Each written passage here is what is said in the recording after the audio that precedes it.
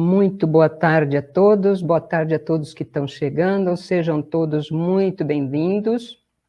Hoje o nosso programa não é do Tecendo a Vida, hoje o programa é o Ata e Desata. O programa Ata e Desata é onde então eu respondo sobre como desatar nós e ter uma vida mais leve, que é esse o nosso objetivo, e sempre a partir da filosofia sistêmica, né, da visão sistêmica. Nesse programa, a ideia é o quê? Eu responder perguntas que me fazem no direct, ou mesmo comentários, né, que fazem nas postagens, algumas dúvidas que as pessoas têm me fazem, às vezes, em alguma pergunta abaixo de algum post, e, às vezes, tem algumas postagens que geram algumas polêmicas, algumas situações que as pessoas não entendem muito, então, nesse programa Ata e Desata, a ideia é o quê? Receber perguntas de quem estiver ao vivo, quiser fazer a pergunta ao vivo, mas também de quem já perguntou numa postagem anterior, ou se eu perceber que alguém ficou com alguma dúvida, né, que às vezes não dá para desatar, vamos dizer assim, né, dentro de uma postagem por escrito, tá? E então, vocês vão ter oportunidade de fazer a pergunta ao vivo também, sempre relacionado ao nosso objetivo, que é, né, identificar e desatar os nossos nós com a inteligência sistêmica, a partir da abordagem sistêmica, tá? E como eu sempre digo, a minha ideia é trazer no contexto do dia a dia, né? Então, a gente olhar sempre, não ficar na teoria da sistêmica ou só na prática de uma constelação, mas a gente poder trazer para o dia a dia, né, os nós que a gente tem e começar a fazer um exercício, que é o que eu chamo de inteligência sistêmica, né? Você vai exercitando e crescendo essa sua inteligência a partir do conhecimento da filosofia sistêmica das constelações familiares, tá? Então, quando a gente vai conhecendo, né, vamos dizer assim, os conceitos, né, da constelação, os conceitos que o Bert Hellinger trouxe com relação à abordagem sistêmica, aí a gente consegue ir treinando, né, treinando isso no dia a dia, e aí você vai percebendo que isso acontece no nosso cotidiano, e aí, a partir desse treino, a gente começa a fazer pequenas mudanças, né, no passo a passo, que nada é, né, assim, de uma vez, de uma hora para outra, principalmente quando a gente fala de emaranhamentos, né, de questões familiares. Então, a gente sempre vai no dia a dia, no passinho a passinho, e vai percebendo como todo esse ensinamento, né, da sistêmica faz sentido na vida da gente, tá? A Paulinha está falando, a gente pode considerar a filosofia sistêmica como um tipo de terapia. Algumas pessoas chamam de terapia, né, e a gente pode dizer que é uma terapia breve, né, que se chama terapia breve. Mas eu gosto mais de usar esse sentido de filosofia, né, porque ela é uma coisa muito extensa e a constelação familiar em si, então, quando eu penso nisso como terapia, eu penso na constelação familiar, que é o quê? Quando você vai colocar um tema junto com o constelador, e ele, então, vai fazer ali uma dinâmica com representantes, ou ele próprio representando a partir dos bonecos, né, fazendo a representação e mostrando a partir dos bonecos, e aí ele pode fazer uma intervenção, e aí sim, então, uma coisa que acontece num determinado momento, ali uma questão de uma hora mais ou menos, às vezes menos, às vezes mais, mas que você tira, tipo, uma fotografia daquele sistema, daquele momento, daquela situação que está sendo apresentada ali. Então, nesse sentido da constelação, sim, a gente pode até dizer que é uma terapia breve, apesar disso não ser, vamos dizer, formalmente registrado nos órgãos, vamos dizer, terapêuticos, né? Mas pode-se dizer que sim. Agora, eu tenho falado muito da filosofia sistêmica justamente porque, quando você vai numa constelação, você tem ali uma fotografia e pode ter um insight, ali, uma percepção que resolve aquela questão. Mas você sabendo o conhecimento sistêmico, conhecendo como funciona e aí aplicando no dia a dia, não é que você vai se autoconstelar, mas você vai ter mais condições de perceber cada situação da vida no cotidiano. Então, esse é o meu objetivo, trazer dentro do meu trabalho essa visão sistêmica sempre associada ao cotidiano e, se necessário, sim, fazer uma intervenção de constelação familiar, né? Uma intervenção, vamos dizer, mais sistêmica e mais pontual, tá?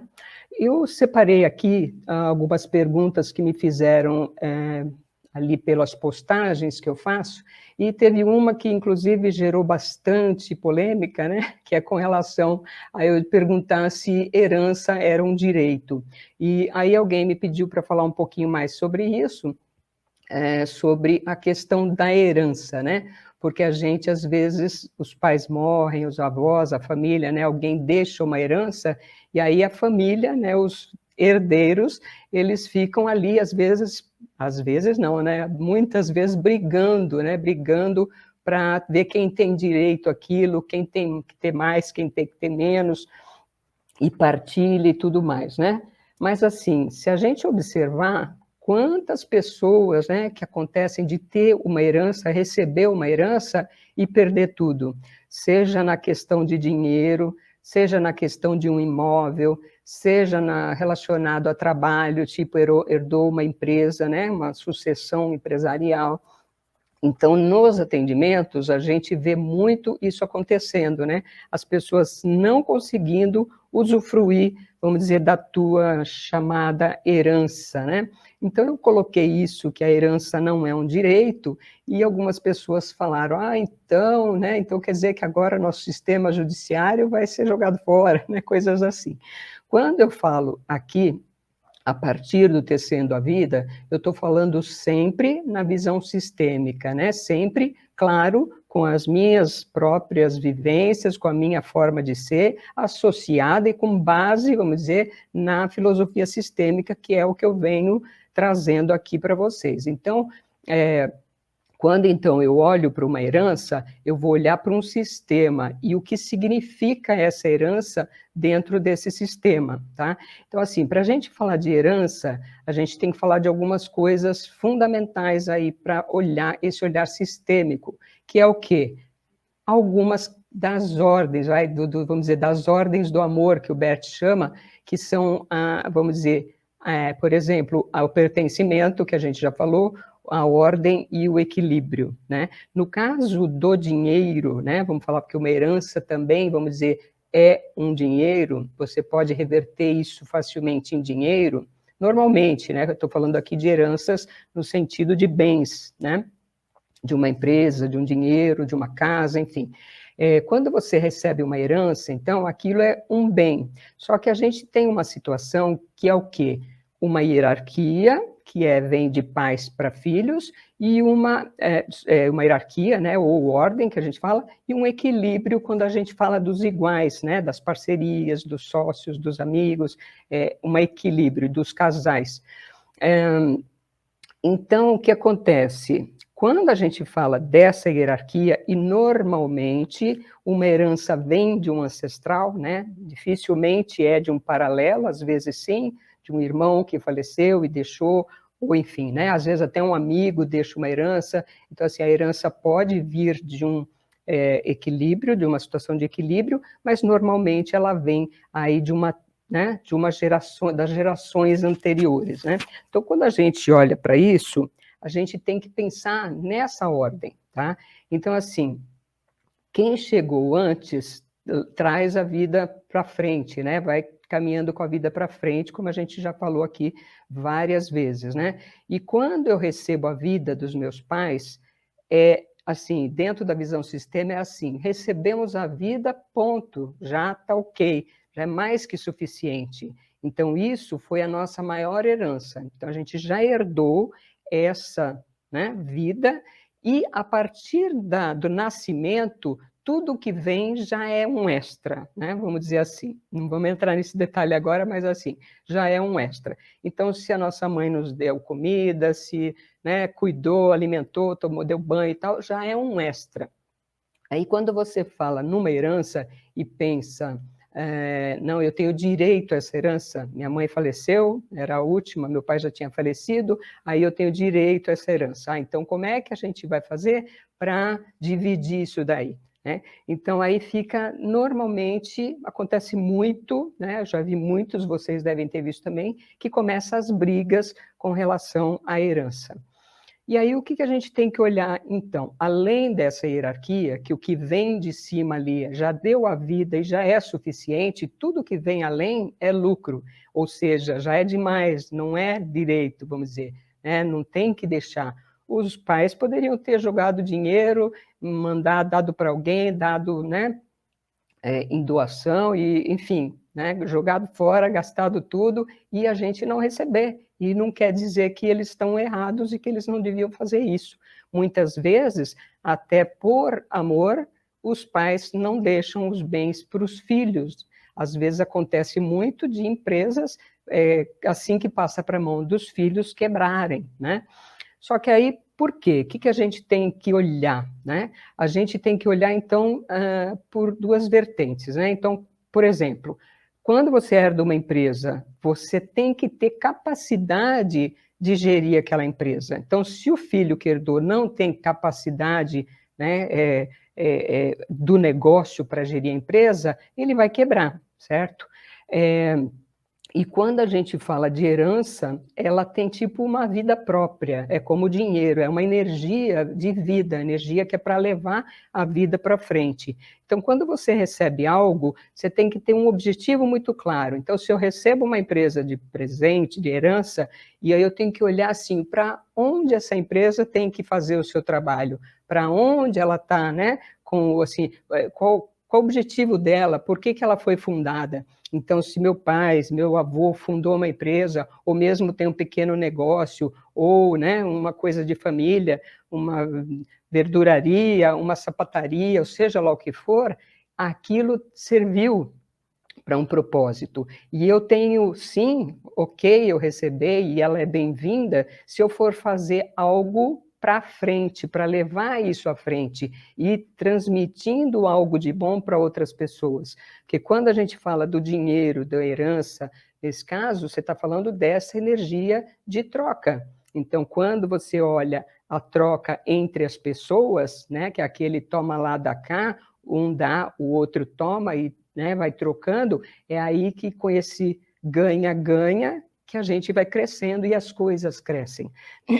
Antigamente, a gente tinha troca de pato por galinha, de ovo por, né, verdura. Aí depois surgiram as moedas e tal. Só que é o quê? É uma troca. Então eu te dou algo e você me dá algo em troca. Então, se eu trabalho para você, aí você vai me dar um pagamento, né, em dinheiro, em salário, enfim, pelo aquele trabalho que eu te fiz. Então, é assim, é um bem, né, trocando com outro bem, com o objetivo de fazer o quê? Levar para frente e, como a gente costuma dizer, não é ganha-ganha, né? É ganha-ganha-ganha. Porque tudo aquilo que você não tem um terceiro para ser beneficiado, ela só vai ali no equilíbrio, ela não expande e não vai para frente.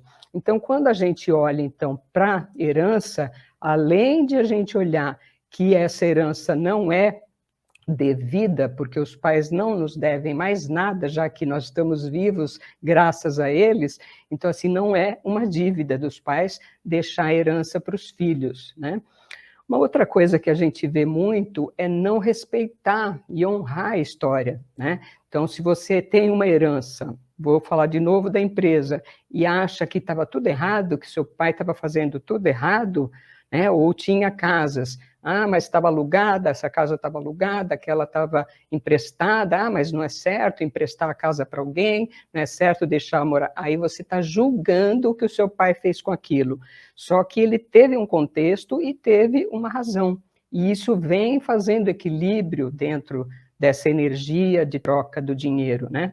Então, assim, a gente, quando tem essa herança, então precisa respeitar a história também. Eu já vi muitos casos, aqui na frente mesmo tem um espaço, né, um prédiozinho, vocês já viram lugares que não vão para frente? Aí você fala assim, abriu uma lojinha, nossa, que legal, abriu uma lojinha ali naquele lugar. Aí passa um mês, a lojinha não entra ninguém, fechou, né? A lojinha fechou.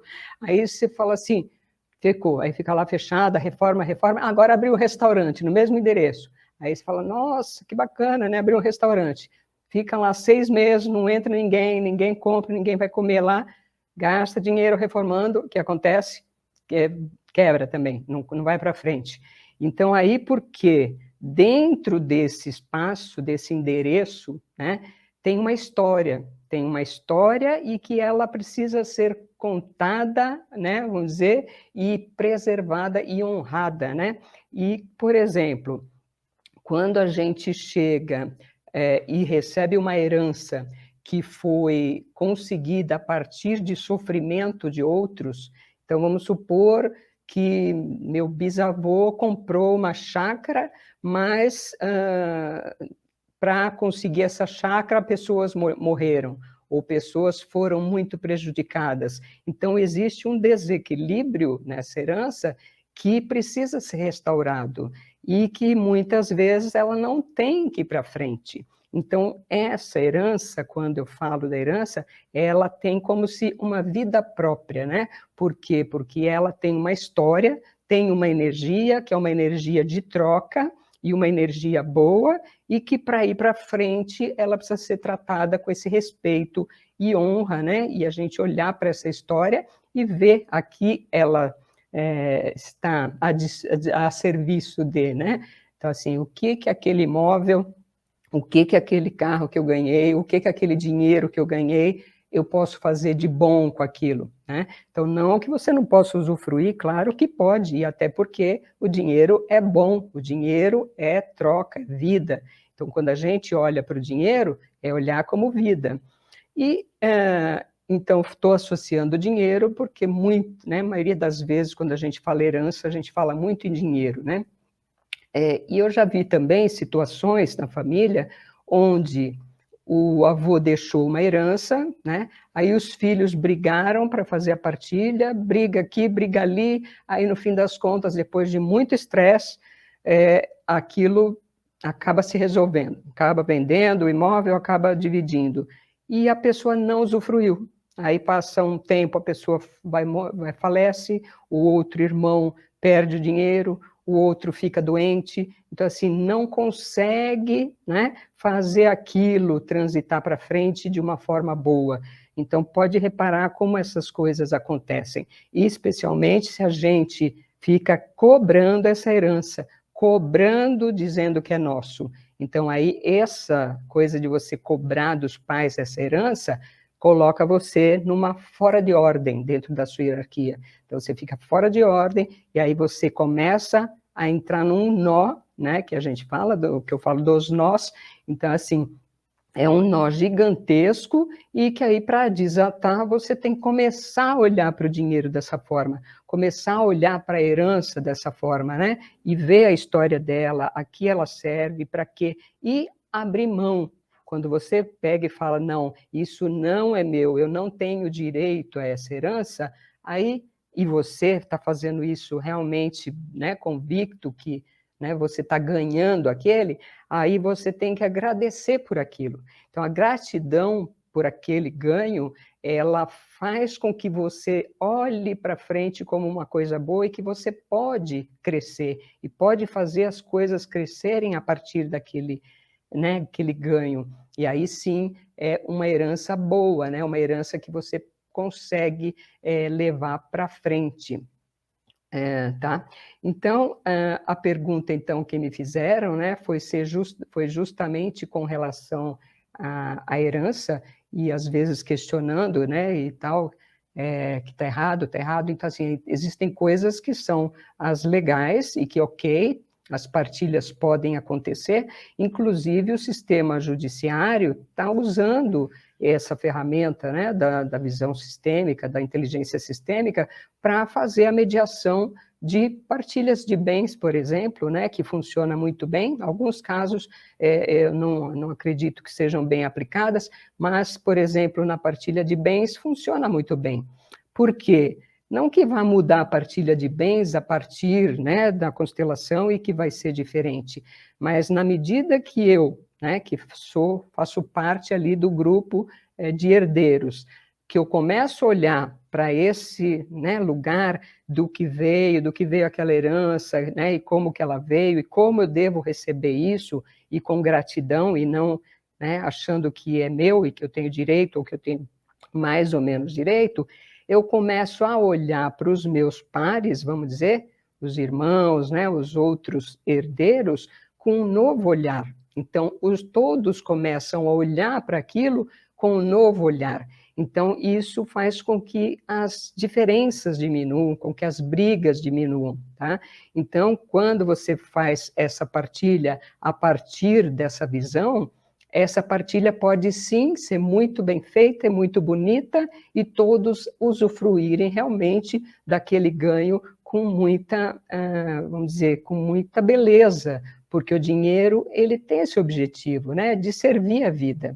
E aí você imagina assim, os seus ancestrais, de repente você pegou lá uma herança, que ela não veio só do seu avô, por exemplo, o seu bisavô deixou algo para ele, talvez, mesmo que ensinamentos, que fez com que ele conquistasse aquilo com seu próprio esforço, né? E aí ele deixa isso para nós, para essa próxima geração, assim como nós vamos deixar para as gerações seguintes, para os nossos filhos.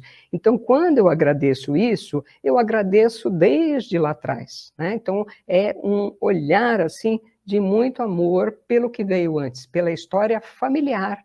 Então, assim, essa herança, ela vem da nossa ancestralidade.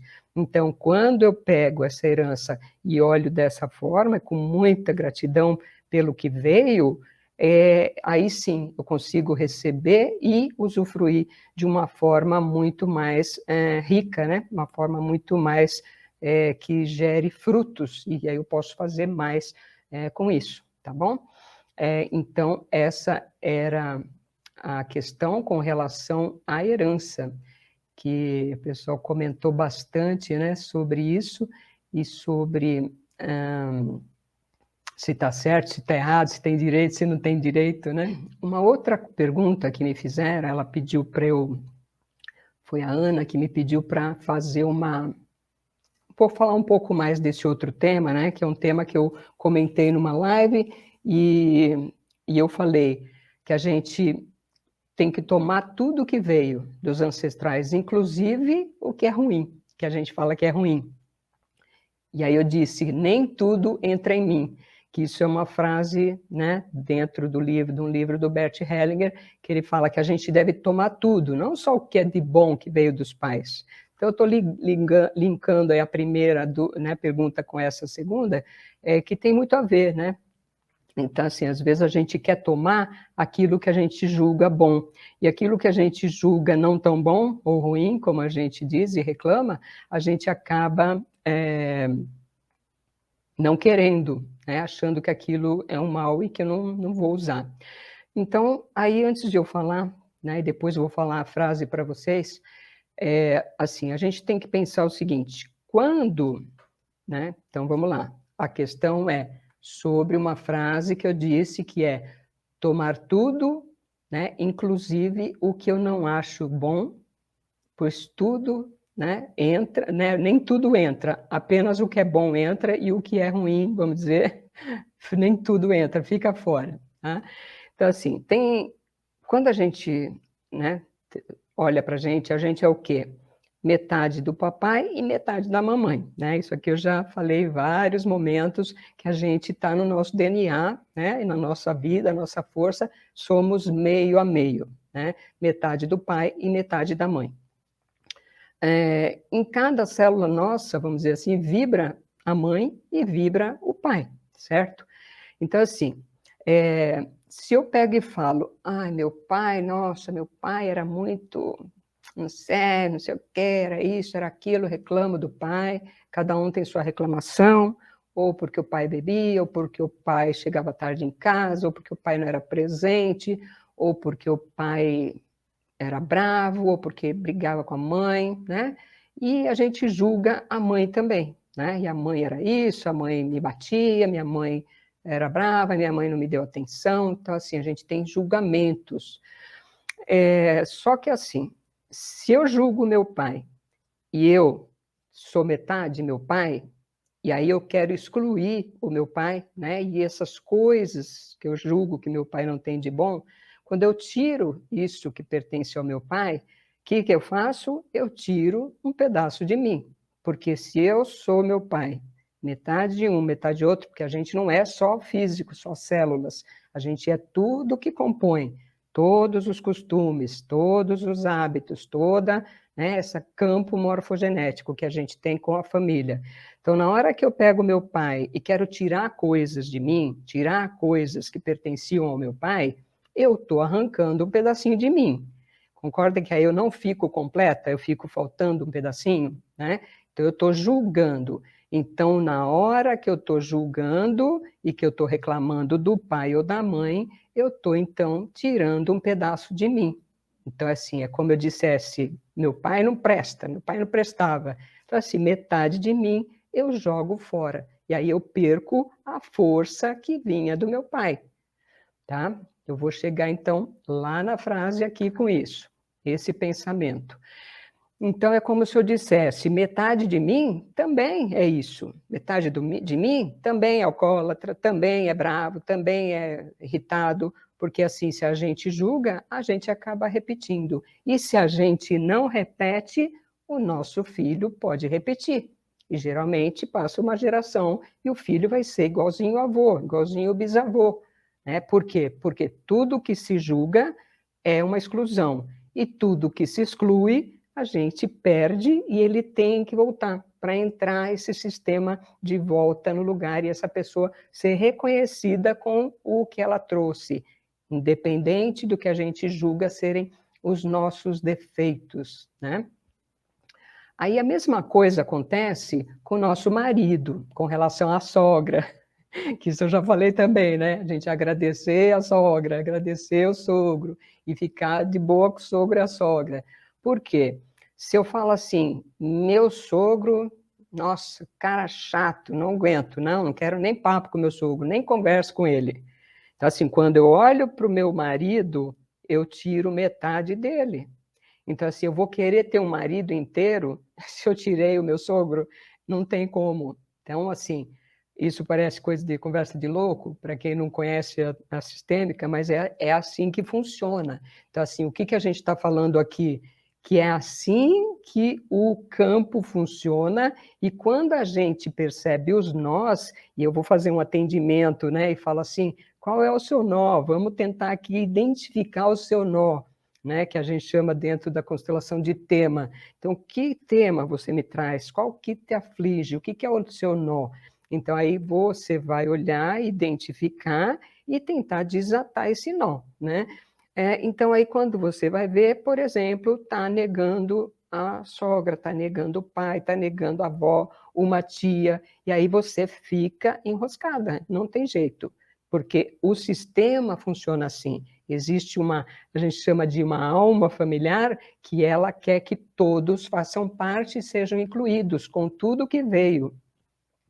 Então, quando a gente olha para o casamento, então, é a mesma coisa. Se eu brigo com a minha sogra, não vou na casa da sua mãe, o marido fala, não gosto da sua mãe, não vou na casa da sua mãe. Então, o que acontece? Não, tudo bem, você não precisa ir na casa da sogra se não se dão bem, né? Mas assim, toma ela no sentido gratidão porque meu marido só existe, porque ela deu à luz e porque ele nasceu, e o meu sogro também. Então, aí a gente no dia a dia, não é fácil, a gente briga mesmo, e né, os humores se né, exaltam e a gente briga.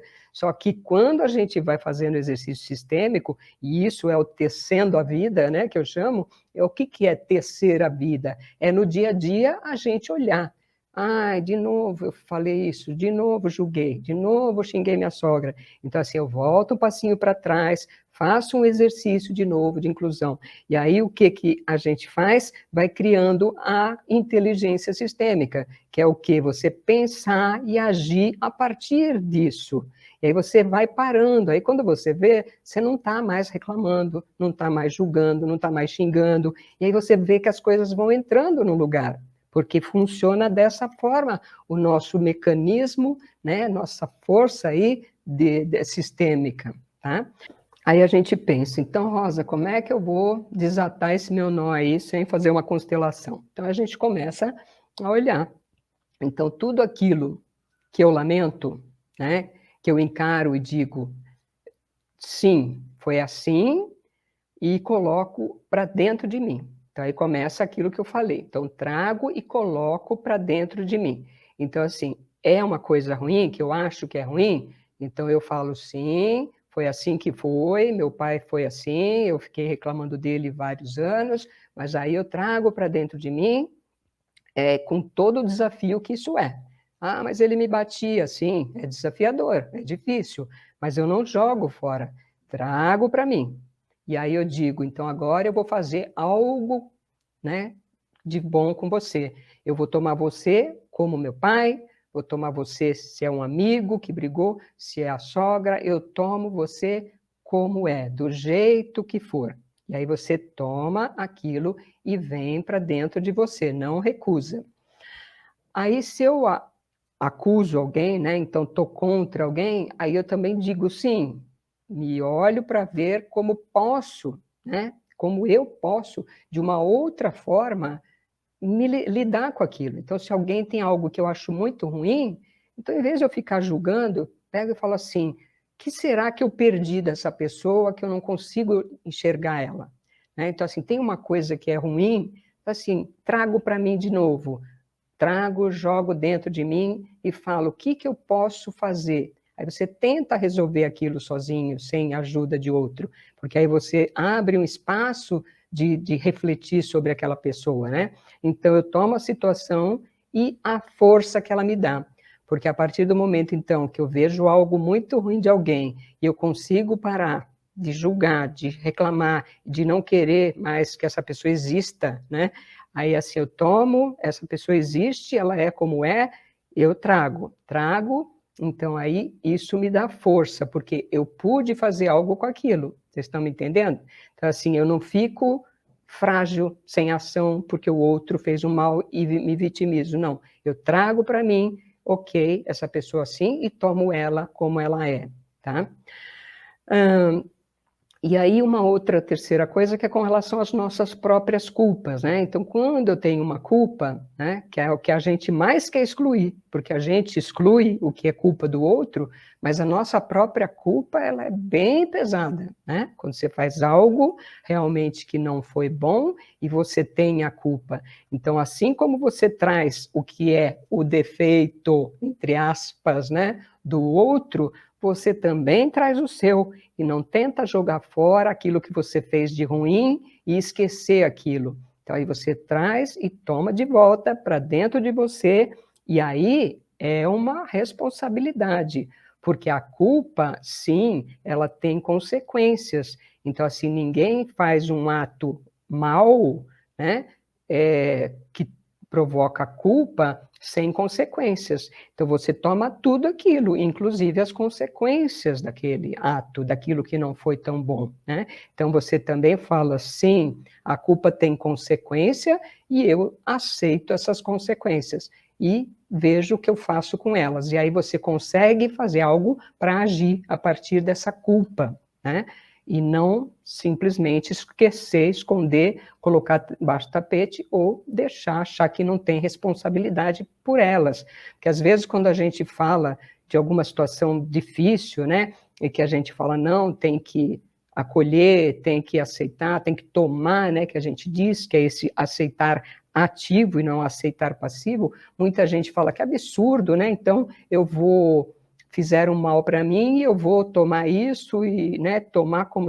Sim, só que assim, não é que você não vá deixar que aquilo seja feita uma justiça, que tenha uma justiça, porque toda a questão, tudo que se faz tem uma consequência e elas acontecem. Então, é assim, é tomar o que você fez de mal e as consequências e tudo que veio delas. Então, vocês estão entendendo, né, que é justamente o quê? É incluir como força. Então, aquilo que era um mal, eu trago para mim como força. E isso exige um respeito muito grande, né? Um respeito e vamos dizer, um empoderamento, né? A palavra que se usa muito, eu não gosto muito, mas é assim, é você trazer o poder para você de fazer algo com aquilo. Então, você traz. Então, aí é o que vem, então, naquela frase, né, que eu falei e que o pessoal pediu, então, para eu explicar melhor. Então, eu estou falando de quê? Justamente disso que a gente toma e ganha força a partir disso. E a frase que ele tem é assim: quando tomo para mim o que rejeitei e que me causou dor, fez-me sentir culpado ou injustiçado, seja o que for, nem tudo entra em mim. Algo permanece fora. Eu digo sim a tudo, mas o que entra em mim é somente a força. Para mim é profundo demais, né? O resto fica simplesmente fora. Não me infecciona, pelo contrário, desinfeta-me e purifica. A escória permanece fora, a brasa entra no coração. Então, esse é um texto do livro Lugar para os Excluídos, do Bert Hellinger. É um trecho que, quando ele fala dessa questão de a gente olhar e tomar, né? E não ter medo de tomar as coisas que, teoricamente, são ruins.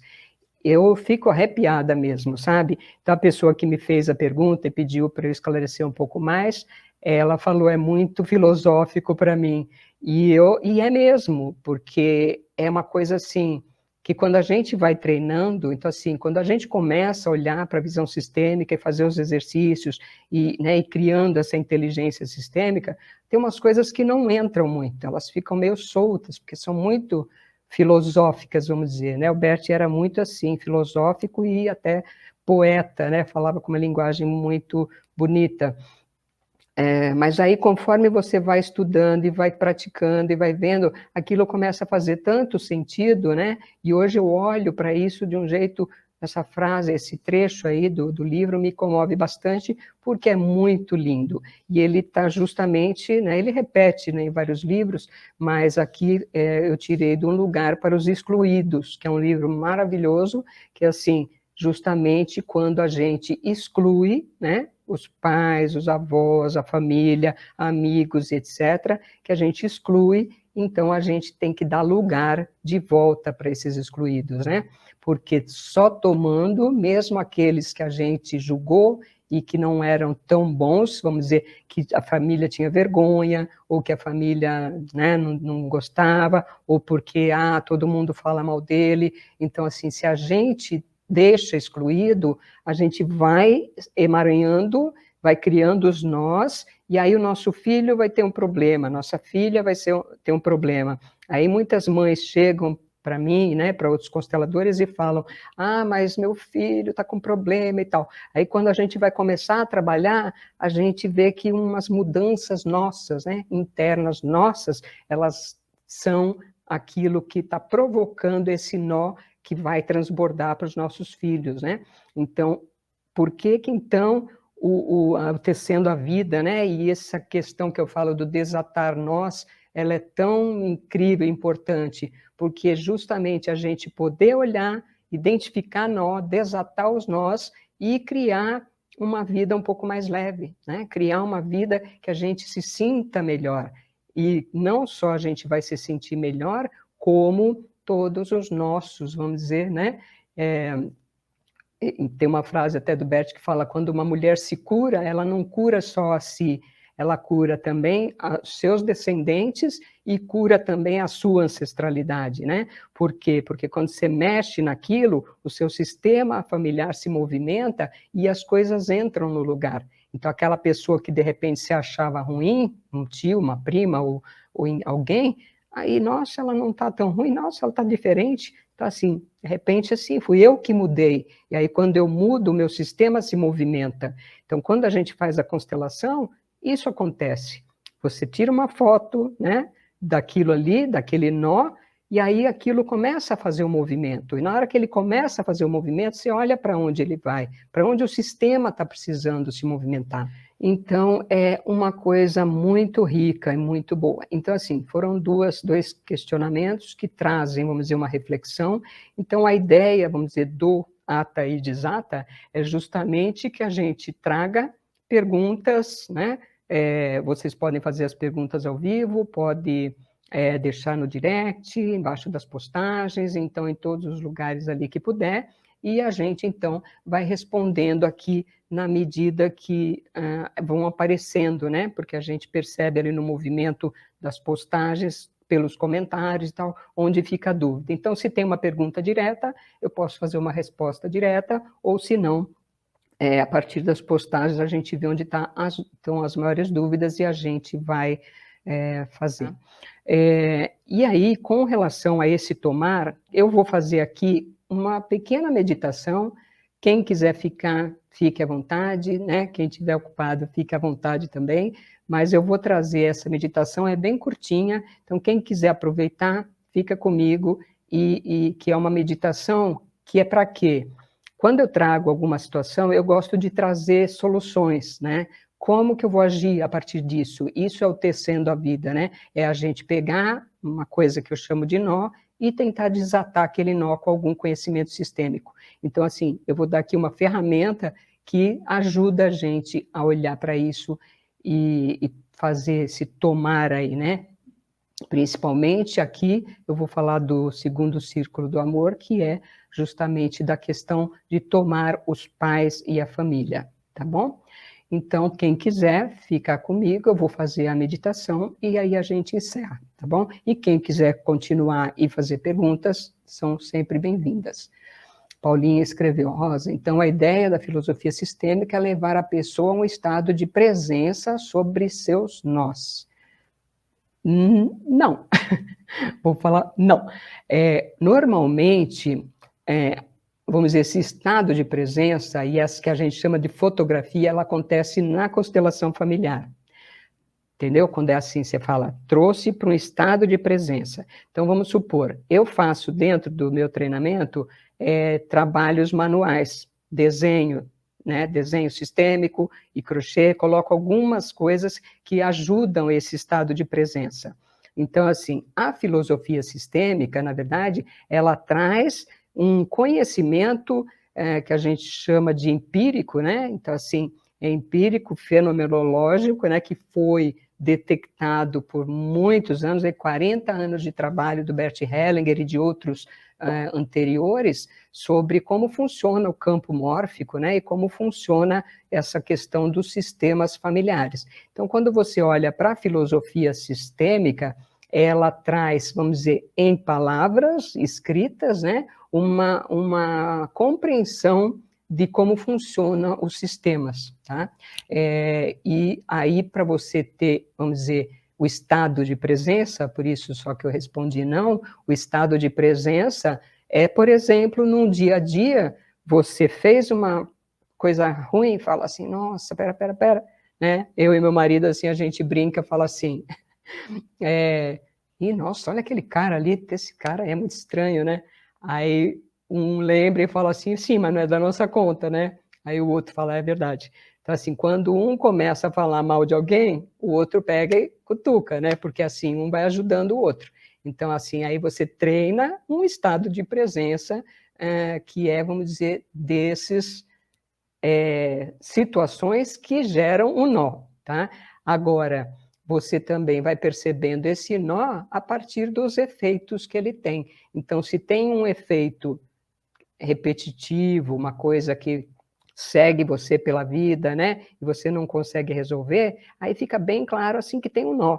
E aí você tem que buscar resolver, e que às vezes só uma constelação é possível fazer essa presença, entendeu? Porque aí quando você fala dessa presença, não é só a presença física, porque quando você abre, a gente fala, abre uma constelação, é o campo familiar que entra em ação.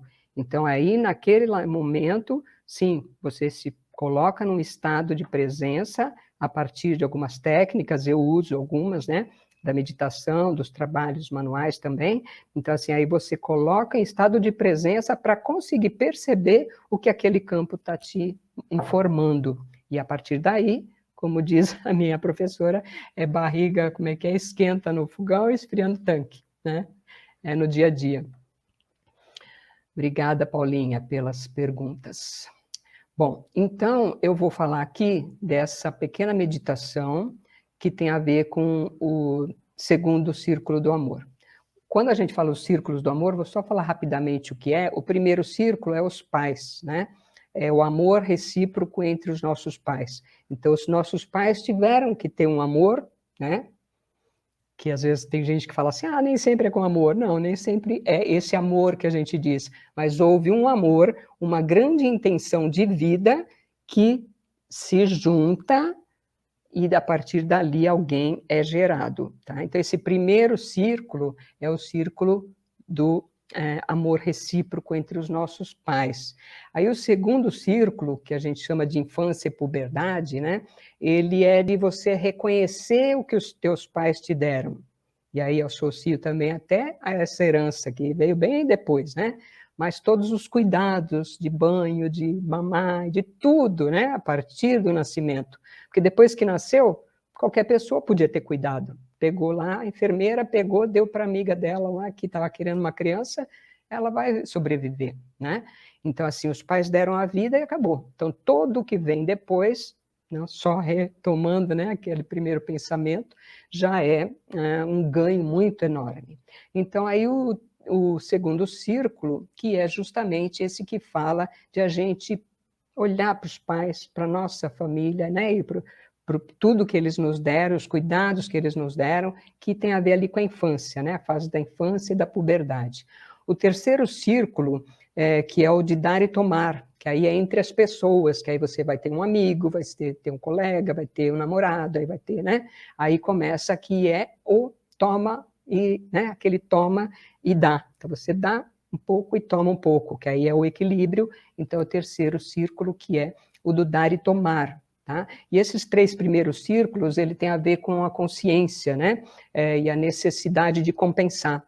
Porque toda vez que a gente tem um ganho, alguém me dá algo, eu fico ansiosa para compensar. Você já viu alguém que te dá alguma coisa, você nunca deu nada para a pessoa, você pensa, ai, nossa, preciso dar alguma coisa para Paulinha, né, Paulinha? Preciso dar alguma coisa. Então, tá, olha, vou te dar isso. Aí você equilibra.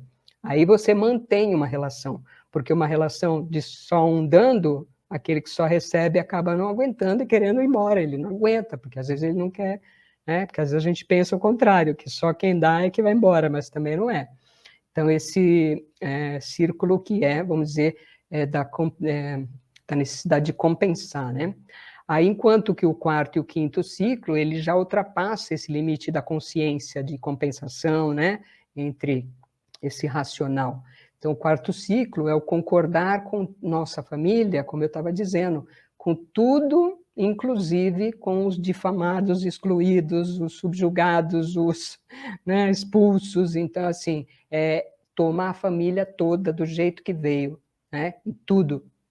Aquilo que a gente falou, tomar tudo, não é só coisa boa, os tios ruins também, tio bêbado também, o que ficou na sarjeta também, o que ficou alcoólatra, o que brigou, o que xingou, todos, né? Então, assim, saber que a nossa família é composta de tudo aquilo. Então, esse é o quarto ciclo.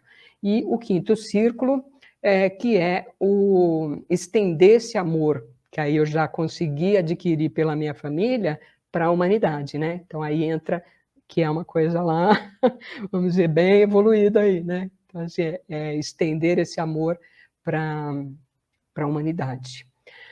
E aí, nesse lugar, a gente ultrapassa, né? O Bert fala, ultrapassa a estreiteza e atinge um nível que ele chama de espiritual, né? No sentido de olhar para uma coisa grandiosa, né? Que aí você já está fora, assim, né? Dessa questão familiar, você já olha para o planeta, para, né, as questões das guerras, né, mas num momento certo, porque não adianta as pessoas quererem cuidar das coisas grandiosas sem antes cuidarem da coisa que está ainda na gente mesmo e no nosso ciclo familiar, que aí não funciona. Tá? Então, eu falei dos círculos, por quê? Porque essa meditação está dentro do segundo círculo do amor, que é, então, o da infância e puberdade, tá? Então, eu vou fazer aqui a meditação, sem musiquinha mesmo, então, se quiserem fechar os olhos, dar uma respirada, tá? E depois a gente encerra. Então, eu fecho os olhos e me recolho, passo a passo, como se desse os degraus de uma escada. Eu vou descendo, descendo cada degrau, e eu retorno à minha infância enquanto desço. Passo a passo. enquanto eu desço, de repente eu paro num degrau e talvez eu encontre situações onde eu sinto uma dor ou fico intranquilo. Então eu paro nesse ponto, não continuo. Eu paro, espero nesse ponto, até que surja uma imagem do que aconteceu nessa época. Meus traumas da primeira infância estão associados a situações em que fomos deixados sós, ou não conseguimos chegar onde queríamos ou precisávamos. Então, tenta enxergar isso. Que momento da sua infância você para e precisa olhar? Agora, imagina essa criança, que sou eu mesma, que é você mesma. E aí eu olho para minha mãe. Nesse momento, eu olho nos olhos da minha mãe.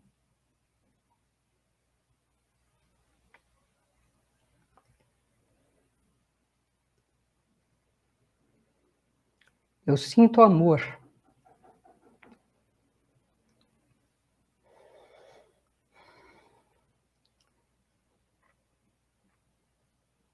Eu sinto amor por ela e impulso de me aproximar dela.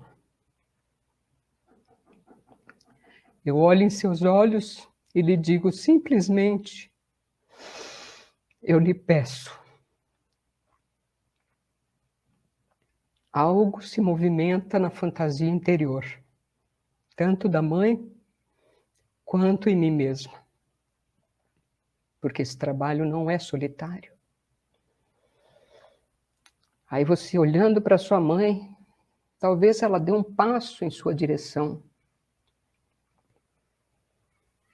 E talvez você ouse a dar um passo perto dela. E se aproximar dela.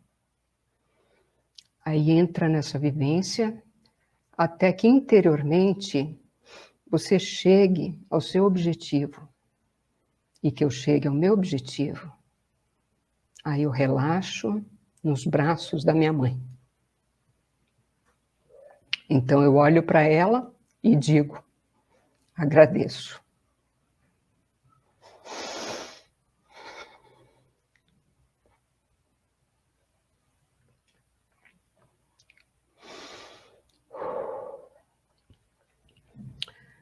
E aí quando a gente faz esse exercício centrado, a gente faz ele uma vez só, por dia. Pode ser depois repetido. Então aí você não faz muito não, tá? Você faz uma vez e depois você fica com isso. Vai dormir e, se quiser, no dia seguinte repete. Aí vai passo a passo de novo. No dia seguinte, você de novo desce a escada e volta à infância. Aí, de repente, nesse segundo dia, você vai conseguir descer um pouco mais.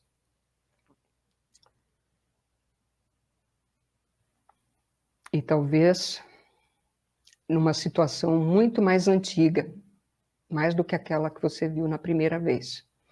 Aí você experimenta de novo, de repente um novo movimento em direção à mãe. Aí depois de alguns dias, tenta de novo. Faz outro exercício de se aproximar da mãe e deitar no colo da mãe. Tá? Até que realmente você chega num ponto e possa dizer que esteja totalmente com a sua mãe. Tá bom? Então esse é um exercício muito poderoso, simples e poderoso, em que você faz e vai tomando a sua mãe, porque às vezes a gente no dia a dia, né, fica muito disperso e muito sem conexão com tudo, né? Conosco, com a família, com a mãe, com o pai, com a ancestralidade. Então, como esse aqui é um da primeira infância, e o que ele tem de bom? Além de contato aqui com a mãe, é você poder ir buscar aquilo lá que é o nosso nó, né? Então, de repente, você vai encontrar uma situação da infância que gerou uma dor, que gerou um sentimento que está dentro de você, que você sente fisicamente até. Então, quando você olha para essa dor e pega esse nó e, como eu disse, traz para dentro, não se livra mais dele, não leva ele para fora, não joga ele para baixo do tapete, traz essa dor e toma essa dor. Toma essa dor e saiba também que os seus pais também tiveram as dores deles. Porque aí depois, mais para frente, não vou fazer hoje, né? Em algum momento, é também você exercitar os seus pais olhando para suas dores. E aí você vai conseguir fazer o quê? Deixar as dores deles com eles. Porque às vezes a gente quer proteger, quer salvar os nossos pais, né? De alguma coisa que a gente, de criança, achou que precisava salvar. Então aí você começa a perceber que eles também são capazes de lidar com as suas próprias dores, assim como nós somos, trazendo isso para dentro de nós. Tá bom? Então, meus amores, é isso que eu tinha para hoje. Agradeço mais uma vez a presença de todos. Vou encerrar por aqui para que vocês, quem acompanhou, fique com esse momento que é tão valioso para nós, né? E façam esse exercício diariamente, que ele vai ser muito transformador. Vocês vão descobrir coisas incríveis. Aí depois me conta lá no vídeo que eu vou deixar gravado depois, me conta lá que nós vocês conseguiram perceber e como é que a gente pode desatar. Beleza? E aí a gente coloca nas próximas. Então, agradeço muito a presença de todos, uma boa noite, um bom fim de semana e até a próxima.